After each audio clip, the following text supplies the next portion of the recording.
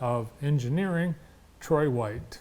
Hi, Troy. How you doing, Bart? I'm good. How are you? Good. Good to be back. Yeah, I was thinking last week, awesome weather for construction, and then today happened. Yeah, it's kind of a reality check today, isn't it? But that's spring in Michigan. But you did get out. I know you actually. Yeah, they're actually out there working now. Yeah. Go on. Yeah, I drove down Brown Street this morning, and they were out there in the snow and the rain, and getting that. That's going to be a big project. Yeah, it will be. It'll be nice. It's not terribly invasive. It's all surface work.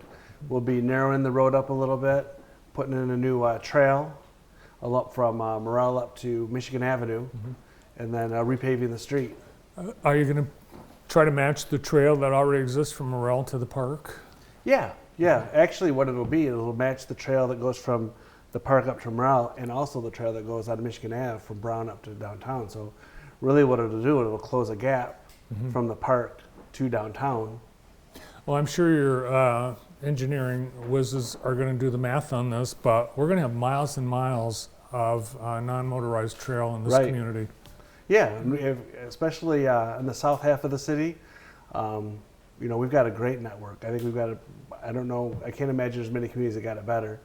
And with this too, closing this gap from Morrell up to Michigan Ave and providing that connection to downtown, we're pretty much is closing a loop that goes all the way around the south half of the city. Because then that'll tie right back into the MLK Quality Trail, which goes all the way down and then ties into the county trail over to Cascades and back around. You're right. I can't imagine a community that has as much as we do in terms of trails and. And not only that, but our trails are quality trails. We build them wide with concrete and keep them cleared. There's other communities I've been to that they have the trails, but they're gravel trails and the kind of that grows over. Like we've got great experiences here on the trails. Yeah, I've ridden my bike in Petoskey and Charlevoix. They have a lot of trails, but they're not as wide as ours. So, yeah. Well, the other thing is, we're this is kind of getting off topic, but we're rebuilding our original sections in phases now too. So we'll be letting a contract rebuild part of the original MLK Quality Trail. I think that our original trails went in like 1992, and at the time those went in, there were no standards. There were no. This is how you build a trail. So, there's standards that exist now in terms of width and clearance and everything. They just didn't exist when the first ones went in. Yeah, so that will be a big project, and I think you already got some grants and some other funding. Yeah, we've got several more phases already funded over the coming years, and we've got 2 more phases that we still have to get funded. But we're just kind of picking away at it in sections. Well, we wanted to take a look at some of the projects that you guys are already working on. So we're going to first start with some of the intersection mast arm work, and that's happening in a couple of areas. But this is going to be it's the new standard. Right, that's the standard in Jackson in the city. And for the last it started in 2022. We've been working on signals on basically the 2 corridors that go out of town. West Ave, we got them at West Ave and Franklin, West Ave and Morrell. We're doing them. Then on Greenwood, we're doing them at Greenwood and High, Greenwood and Griswold, and then 4th and Prospect. But the mast arms are not pretty much, they are our standard. At some point the requirements and the design standards changed where we call them box span, where they wrap all the way around. It gives motorists, it's a clearer view, and a longer view, but we've chosen to do them all with mast arms. It kind of creates like a location at the intersection. It makes it more visible, and impacts how people drive, being more visible and being more like boxed in. I think they look great. I think they've got to make the intersection safer, and it makes us look like it's a good city look. Yeah, a big city. Yeah. And now, are other cities? Is it a statewide thing? No, you don't. No? You don't have to do those. You can do those with wire box span, and we do have some of those. If you go down to like Wildwood and Wisner, those are they're box spans, but with the wires. And we have it at like Kibbe and West Ave is Okay. that. But since those projects, we've been pretty much doing the mast arms everywhere. And I think I know the answer to this question, but the Greenwood was completely redone, and now the construction is happening to put the mast arms. You couldn't get the mast arms. Right. Well, and the most of the work on these mast arm intersections that we're doing was done last year. Mm-hmm. It's all underground. It was drilled into place. The pavement has been paved and everything. But it's basically taken about a year to get those ordered up and to get them delivered. I think the latest ones that we got, they were manufactured in Texas. They were painted in Southern Ohio. I know another company that does them was out in Minnesota, manufactures them. But Supply chain. it's supply chain. It's steel. Even before the pandemic, there was issues with steel. I don't know if you remember the news. I don't remember the specifics, but we're talking about tariffs on foreign steel to support our local industry. Well, we're buying a lot from our local industry, and it's Yeah. probably taking a while for them to catch up with the demand. So Well, it's kind of funny with the Alglick athletic facility.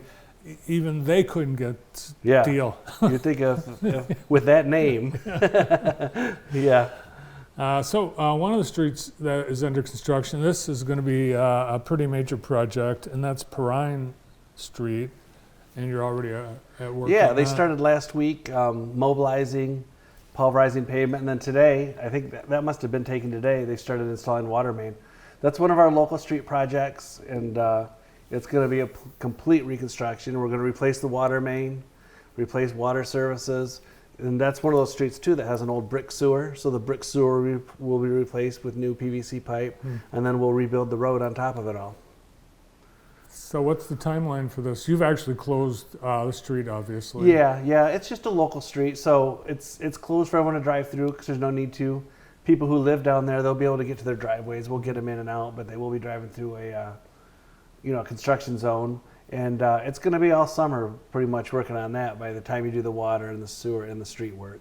Now, I remember, and I know the lead service line is one issue, but remember we had an issue where the water pressure in some hydrants wasn't very strong, and that also meant that the water pressure in people's homes. Does this Yeah. improve that? Yeah, and this is part of that. I think the original water main replacement program started in the the 90s, early 2000s, and that was back before lead services were even on the radar. We knew we have places in town where the water mains are old, they're undersized, and we've talked before about like the condition of the old water mains. They get corrosion inside, and it reduces their capacity. So this is just a continuation of that ongoing program. We at some point, pretty much most of the water mains in town are going to have to be replaced.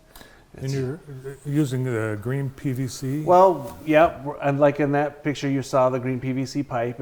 Sometimes it depends on the neighborhood and the size of the pipe. If we're working in an industrial area where there used to be like old gas stations, we use ductile iron pipe because it's the PVC pipe is safe against pollutants. But that being said, the ductile iron is even safer. So it's one of those like, why wouldn't you maximize it? Because we're expecting these things to last a very long time. Are they actually bigger? Yeah, actually they are. In most cases, when they built this city, the standard size was 6-inch, but some neighborhoods even have 4-inch. I know my neighborhood has a 4-inch water main on it, which means probably at this point it's probably more like a 2-inch water main. And but now we don't put anything in less than an 8-inch, 8s and 12s. We're going to have a whole brand new city before it's all Well, done. it's going to take a long time. It's going to take a long time. But, we got a program right now where we've prioritized 4-inch water mains because we know that has a huge impact on pressures, fire flows, and water quality. And so, we're preparing to really ramp up on those 4-inch water mains. And it's noticeable for the residents? Yeah. Yeah. And I can tell you, from my firsthand experience, even when they did a project or we did a project 2 blocks away, my water pressure went right up. Yeah. Nice. All right. That reminded me of what you were doing on East Michigan Avenue last year. You were doing like That was arthroscopic surgery. underground? That was just to replace lead water services. We got all the lead pipe off of Michigan Avenue. It's all done? It's all done. Oh, wow. There's no more lead services from Cooper Street all the way out. Nice job. Yeah, and we did those because those are some of the hardest ones we've got, just because of the density and the amount of traffic and everything. We've got our ongoing program where we're doing the neighborhoods. This is like, sometimes you gotta get the hard stuff out of the way too. Yep. Yeah, you did that with very little traffic disruption, I thought. All right, another spot we're going to is Wisner Street.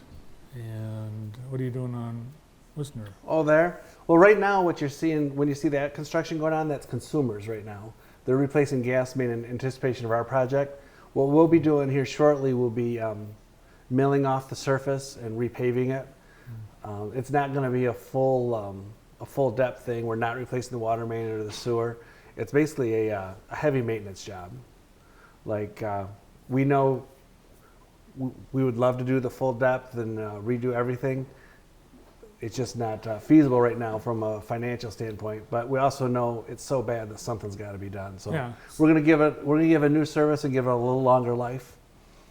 So the end result is really the same. It's a smoother road surface. It'll be a better road surface, and it'll make that road last a little longer until the time comes when it can get the full reconstruct. And when you've got like railroad tracks, does that complicate a?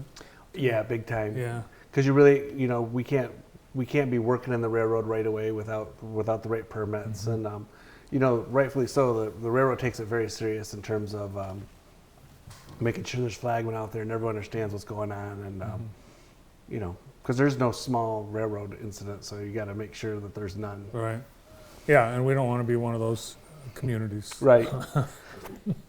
And then Stewart, there's some railroad work. I think there. Yeah, we still have to. We've done a couple projects where we replaced the water main on Wildwood up to the railroad on Stewart, and then from the railroad up to Ganson. We need to fill in that 100-foot gap where the railroad is, and we've been working on that for a long time. At one point, we actually got started, found some conditions that we weren't expecting. Go back, and now we're getting ready to start again. Probably be in early May. It'll be about 4 weeks of work, but it'll be just to run new water main under that railroad. Okay. Yeah, it seems like there's always something going on Stewart. Yeah, well, right now we're coordinating that the best we can, but we've got MDOT working on the bridges on Jackson and Mechanic, and they need to work on Blackstone also. But we also have to work to make sure we don't have a situation where Mechanic, Jackson, Blackstone, and Stewart are all closed at the same time. So I think what's going to end up happening is when they start working on Stewart, well, I shouldn't say I think, I know. When we work on Stewart, they're going to have to keep Jackson open. That way the fire station has access, and basically people have access, But it's going to be inconvenient, but then it'll be all done, and it'll last for years without any inconvenience, Yeah, it's just something we got to get through. It's all this year too, and it's going to be, I think, late summer was the last I heard for the true railroad. Yes, that's going to be the whole construction season on those railroad bridges. All right. Well, we wish your crews safety in the zone. It's work zone safety week. I think last week, but every week people should be mindful of that. It's dangerous to work with cars flying by. Yeah, I mean, it might be frustrating, but think of the guys who work there, Great. Thanks for all the updates, Troy. Yeah, thanks for having me. It's been fun. The latest on construction in the city of Jackson from the city's engineering department, Troy White.